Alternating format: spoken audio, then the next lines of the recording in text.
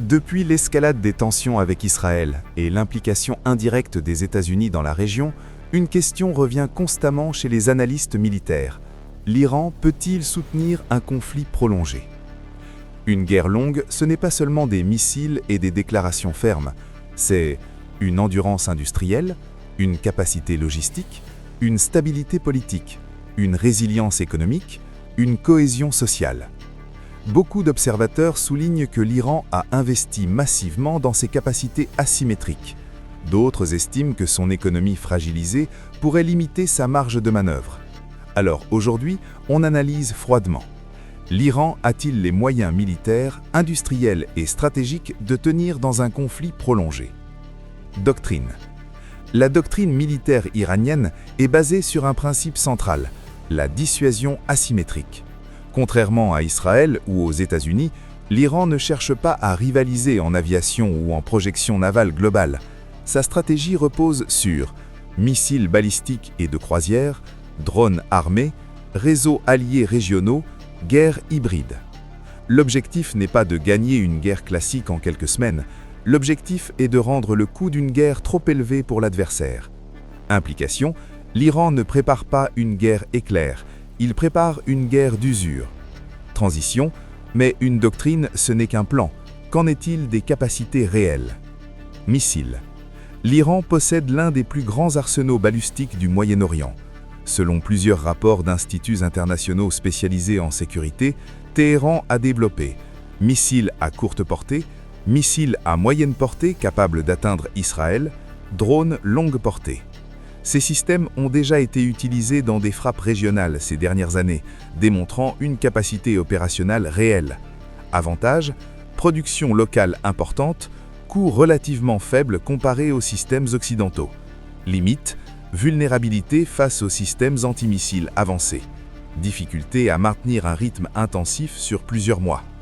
Une guerre longue dépendrait donc du rythme de production. Transition, justement, parlons industrie. Industrie militaire. Depuis des décennies de sanctions, l'Iran a développé une industrie militaire largement autonome. Cela inclut fabrication de drones, production de missiles, maintenance locale d'équipements. Les sanctions ont paradoxalement poussé le pays vers l'autosuffisance. Mais il y a un revers. Difficulté d'accès aux composants de haute technologie, dépendance à certaines importations indirectes, limitation sur les systèmes les plus avancés. Dans un conflit prolongé, la question clé serait « la cadence industrielle peut-elle suivre ?» Transition, une guerre longue, ce n'est pas seulement produire, c'est aussi protéger son territoire. Défense aérienne. L'Iran a investi dans des systèmes de défense aérienne nationaux et importés, notamment des systèmes russes selon des rapports publics. Objectif, protéger les sites stratégiques, sécuriser les installations nucléaires, préserver les centres industriels. Mais face à une aviation technologiquement avancée comme celle d'Israël, soutenue par les États-Unis, le défi reste important. Avantage, large territoire, profondeur stratégique. Limite, supériorité aérienne adverse potentielle. Transition, mais la guerre moderne ne se limite pas au territoire national. Alliés régionaux. Un élément clé de la stratégie iranienne est son réseau d'alliés non étatiques. Parmi eux, le Hezbollah au Liban est souvent cité comme acteur central. Cette stratégie permet d'ouvrir plusieurs fronts indirects, de disperser la pression, d'éviter une confrontation unique frontale. Avantage majeur, capacité de riposte décentralisée. Risque, escalade régionale incontrôlable, pression internationale accrue. Transition, mais tout cela coûte cher. Économie. Une guerre longue nécessite des ressources financières massives.